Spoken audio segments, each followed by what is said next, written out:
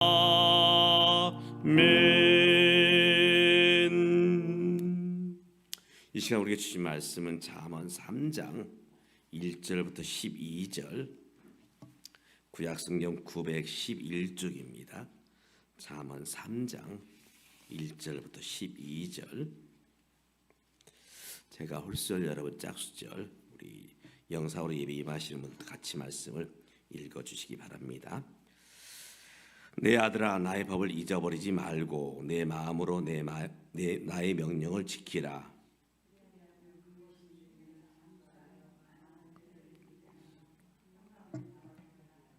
인자와 진리가 내게서 떠나지 말게 하고 그것을 내 목에 매며 내 마음판에 새기라.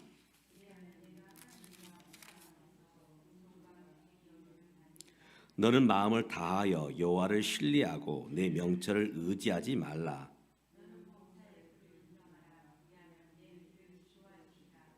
스스로 지혜롭게 여기지 말지어다. 여호와를 경외하며 악을 떠날지어다.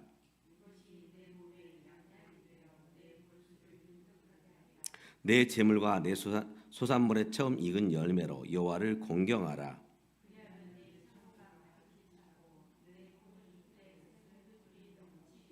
내 아들아, 여호와의 징계를 경히 여기지 말라. 그 꾸지람을 싫어하지 말라.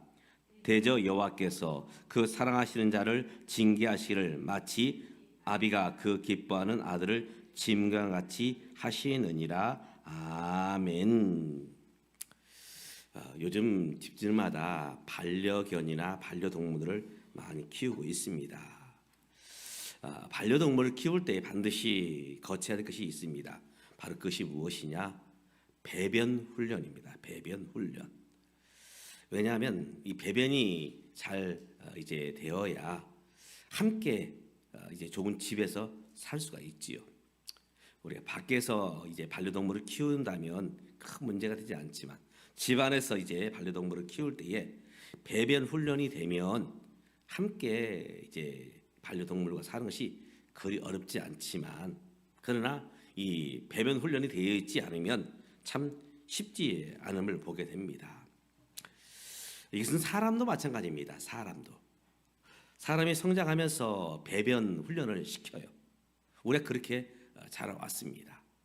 이제 갓난아이가 태어날 때는 기저귀를 채우면서 이제 그가 갓난아이의 시절을 보내지만 이제 한 돌이 지나고 두 돌이 지나고 그러면서 이제 성장하면서 반드시 이제 배변 훈련을 시켜냅니다.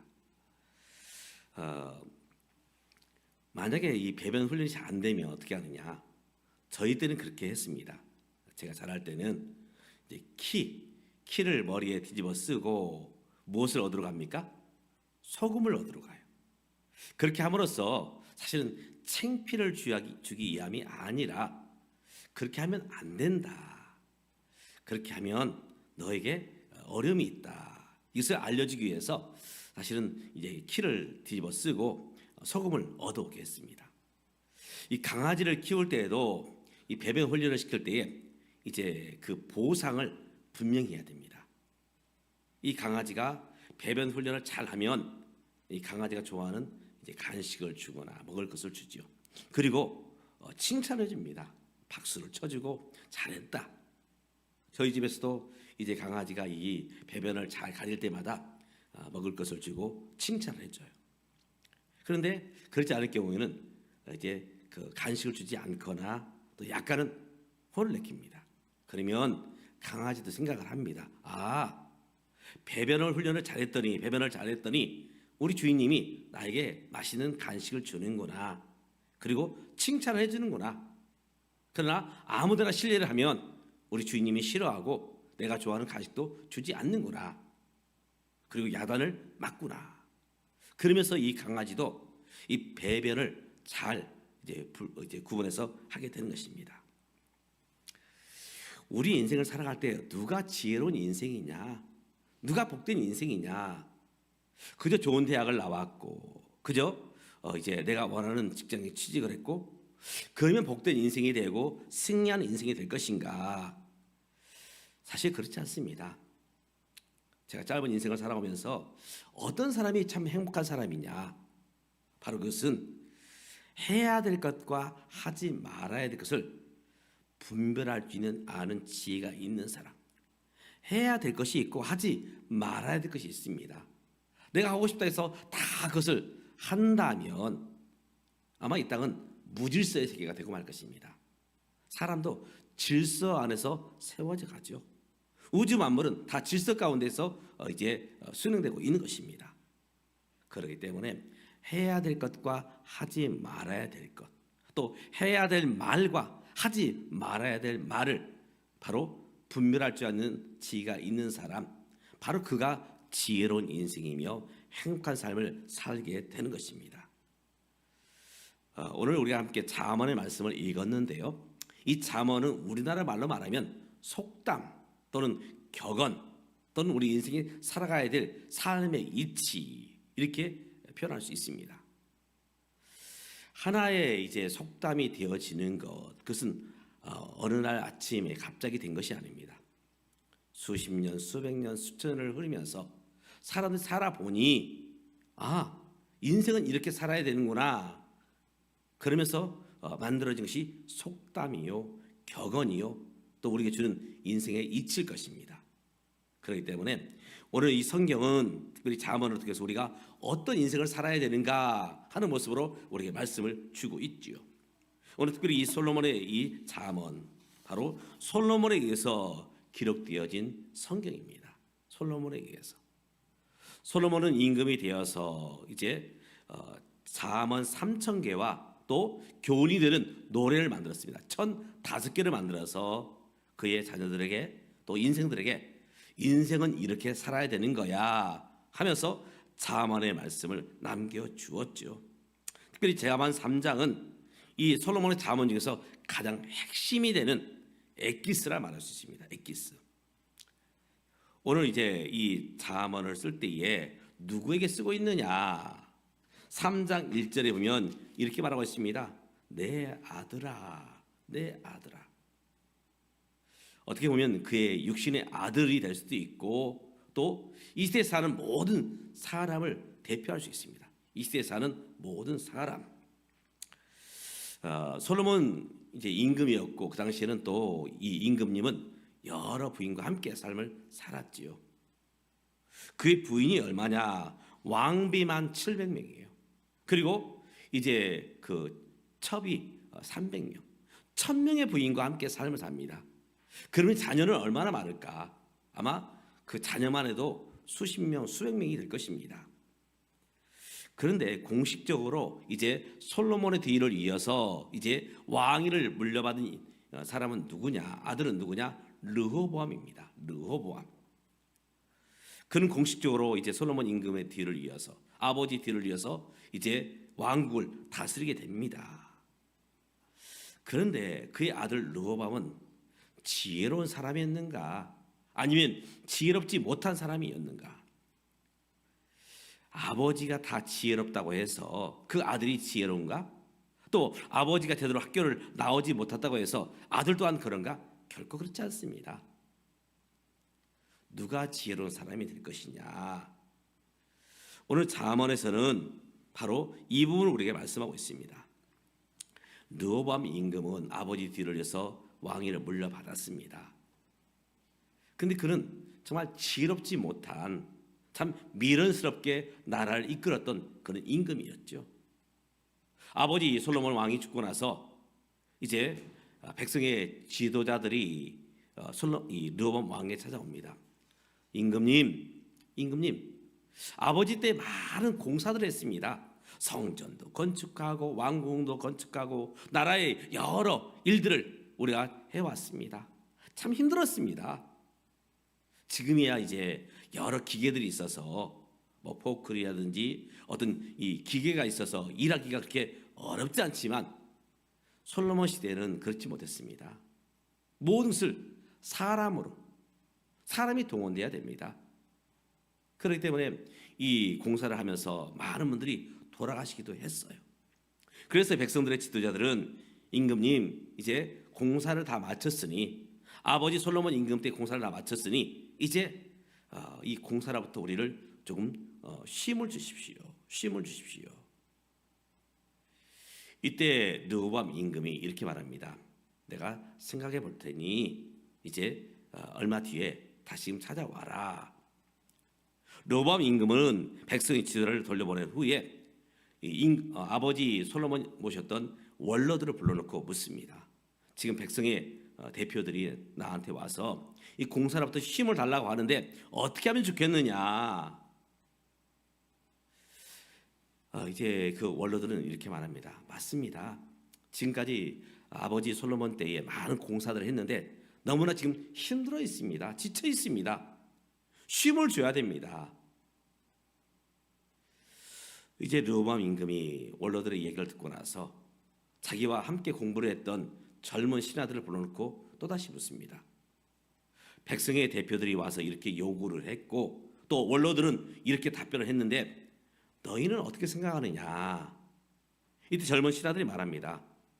아마 표현은 제가 조금 이제 지금 세상에 쓰는 표현인데요. 아마 이렇게 대답하지 않았을까? 초장에 잡아야 됩니다. 초장에. 왕이 강력한 카리스마를 가지고 나를 이끌어야지 그냥 무약하게 힘없는 왕이 된다면 어쩌면 백성들은 임금님을 아마 업신여겨 볼 것입니다. 그래서 더 많은 이제 힘을 행사해야 됩니다. 결국 르호보암 임금은 원로들의 말을 듣지 않고 이제 젊은 신하들의 말을 듣고 백성을 더 채근을 합니다. 더 힘있게 이 백성들을 이제 다그치죠. 결국 이 일로 인해서 이스라엘은 12지파로 나라가 이루어졌는데 10개의 지파가 반역을 합니다.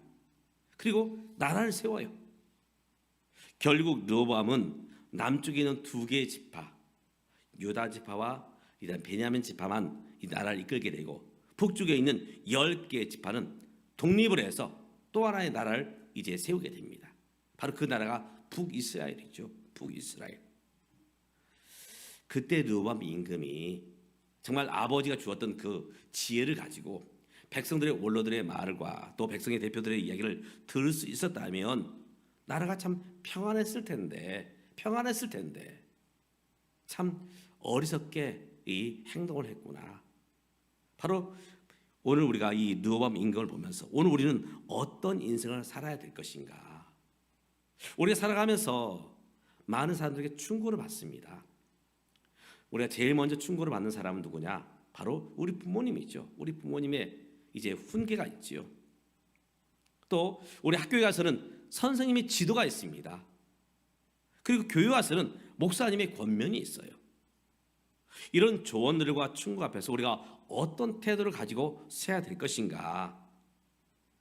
어떤 사람은 그분들의 충고 앞에서 내게 부족한 점이 이거구나 하면서 그 부족한 점을 이제 보완해 가는 사람이 있는가 하면 어떤 사람들은 나는 잘하고 있는데 왜 나에게 이렇게 잔소리를 하고 또 나를 다그칠까? 그렇게 생각하는 분도 있다는 것이죠.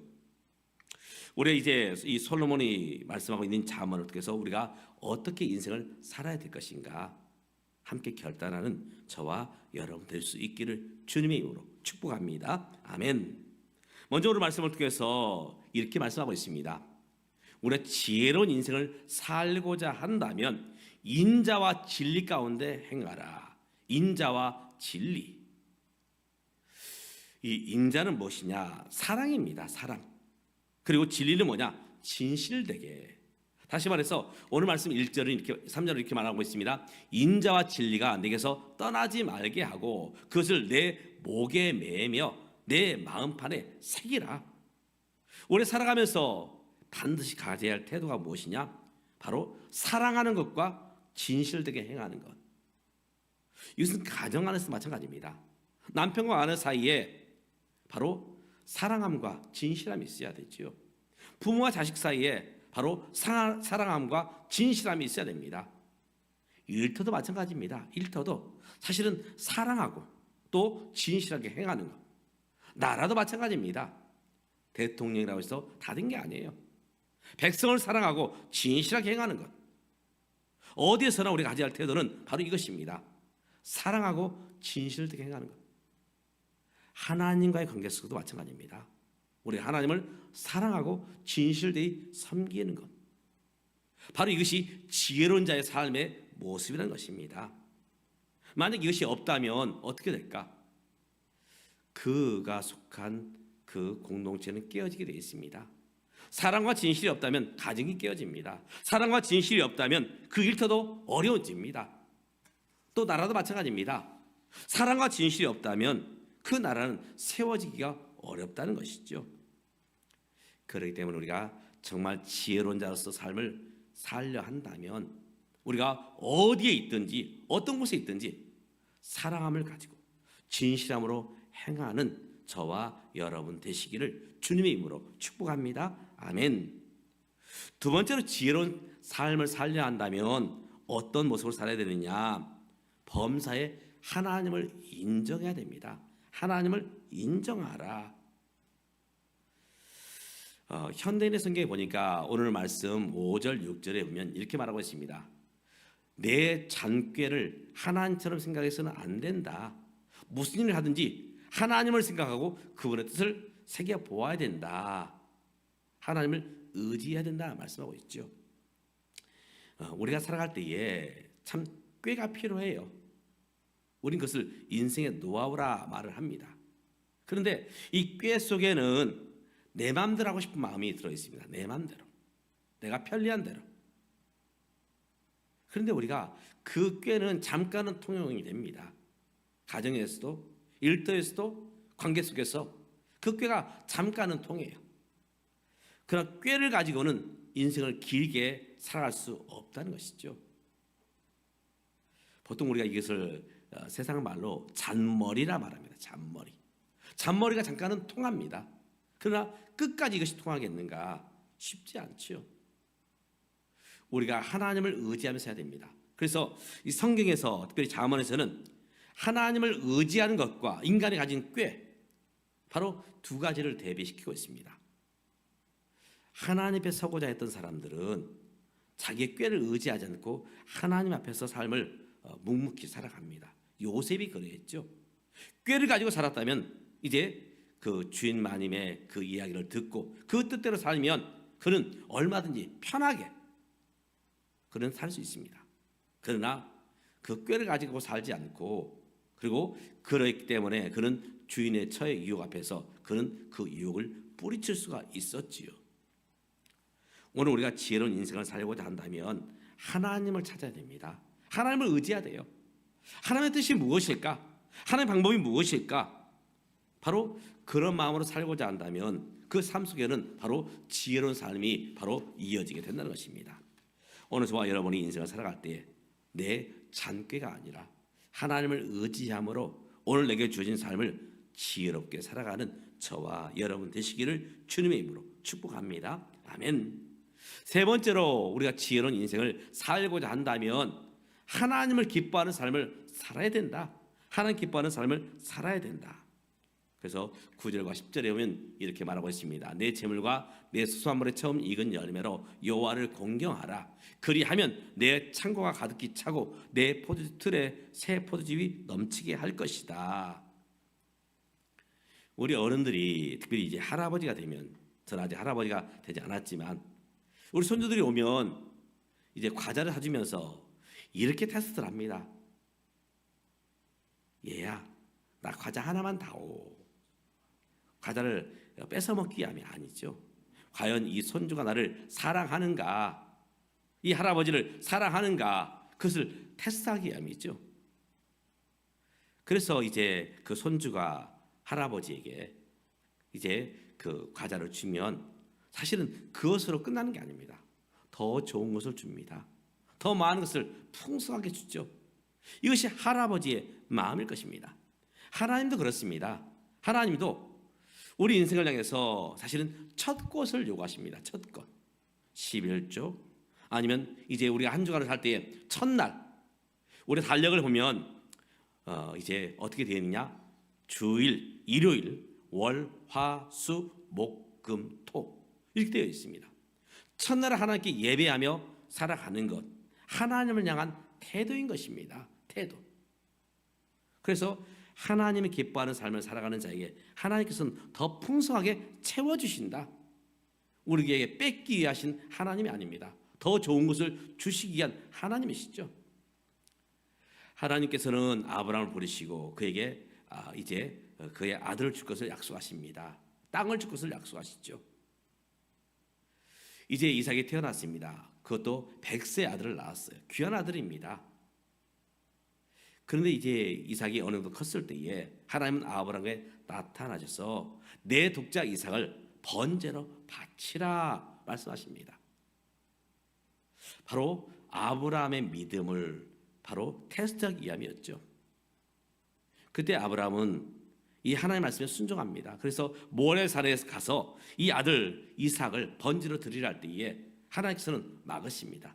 그러면서 이렇게 말씀하시죠. 내가 내 아들 독자까지도 내게 아끼지 아니하였으니 내가 이제야 내가 하나님 경외하는 줄을 아노라. 자기의 소중한 것을 하나님께 들을 수 있는 믿음, 그것은 보통 마음이 아닙니다. 사랑하기 때문에 주는 것이죠. 하나님께서 왜 독생자 예수 그리스도를 우리에게 주셨느냐? 우리를 사랑하기 때문에 바로 외아들 독생자 예수님을 우리에게 내어주신 것입니다. 왜 우리가 남편에게 헌신하고 아내에게 헌신하느냐? 그를 사랑하기 때문에. 우리 자녀들에게 내 눈까지라도 빼어주고 싶은 마음이 왜 있느냐? 바로 자녀들을 사랑하기 때문에 그렇습니다. 정말 우리가 인생을 지혜롭게 살고자 한다면 바로 하나님 기뻐하는 삶을 살아가는 것, 바로 그것이 지혜로운 인생임을 오늘 성경은 우리에게 말씀하고 있습니다.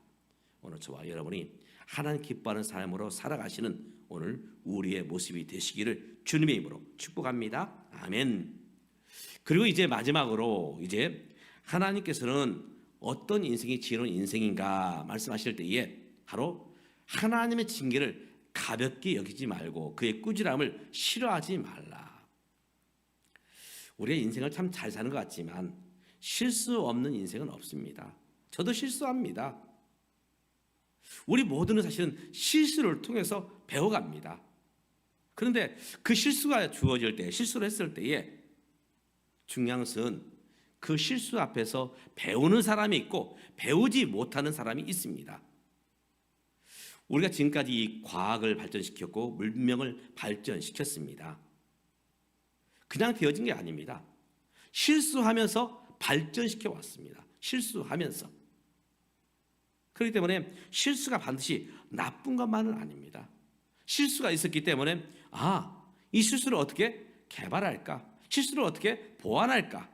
그러면서 발전시켜 온 것입니다. 우리 인생은 시행착오를 거치면서 바로 이렇게 되어져 온 것입니다. 그런데 그 실수 앞에서 우리는 생각해 보아야 됩니다. 무엇이 잘못되었지? 무엇이 잘못되었지? 바로 그것을 생각할 수 있다면 발전시킬 수 있는 것입니다. 내 인생을 살아올 때에, 우리 실수할 때에 우리 부모님은 우리를 훈계하십니다. 선생님은 지도하셔요. 또 성경은 우리에게 이제 어떻게 살아야 되는지 우리에게 말씀합니다. 바로 그 실수 앞에서 그 이제 주어지는 그 훈계, 지도, 이것을 우리가 받아들일 수 있다면 그는 참으로 지혜로운 인생을 살게 되는 것입니다. 그런데 아니야, 내 방법이 100% 맞아, 내 100% 맞아, 우리가 그렇게 고집한다면 발전이 없지요. 사실 어느 누가 꾸지람을, 징계를 좋아할 사람이 있겠습니까? 그러나 우리가 그 실수 앞에서 그 징계를, 꾸지람을 우리가 내 것으로 소화할 수 있다면 그는 참으로 지혜로운 인생을 살게 된다고 말씀하고 있습니다. 사랑하는 믿음의 가족 여러분, 오늘 어떤 인생이 참으로 지혜로운 인생인가? 바로 사랑하며 진실함으로 행하는 사람, 그리고 하나님을 인정하며 하나님을 의지하는 삶을 사는 사람, 그리고 하나님 기뻐하는 삶을 살아가는 사람, 그리고 마지막으로 바로 그 징계 앞에서, 꾸지람 앞에서 그것을 가볍게 여기지 아니하고 바로 나의 발전을 기회로 삼는 사람, 바로 그가 지혜로운 삶임을 오늘 성경은 증거하고 있습니다. 오늘 저와 여러분이 바로 이와 같이 지혜로운 자가 되어서 참으로 복된 인생, 행복한 인생을 살아가는 저와 여러분 되시기를 주님의 이름으로 축복합니다. 기도하겠습니다. 하나님 아버지, 오늘 우리가 어떻게 살아야 될 것인가? 참 우리가 똑똑한 것 같지만 참 헛똑똑이로 살아올 때가 많이 있음을 보게 됩니다. 하나님, 오늘 우리 인생을 살아갈 때에 오늘 주신 말씀처럼 사랑과 진실함으로 행할 수 있도록 도와주시옵고, 특별히 하나님을 의지하며 살게 하시며 하나님 기뻐하는 삶으로 살게 하시며, 특별히 우리에게 주어지는 꾸지람과 징계 앞에서 바로 그것을 나의 발전으로 삼을 수 있는 오늘 우리가 될 수 있도록, 그래서 참으로 지혜로운 삶을 살아가는 우리 모두가 될 수 있도록 도와주시옵소서. 예수님의 이름으로 기도드리옵나이다. 아멘. 주신 말씀 생각하시면서 찬송가 552장입니다. 552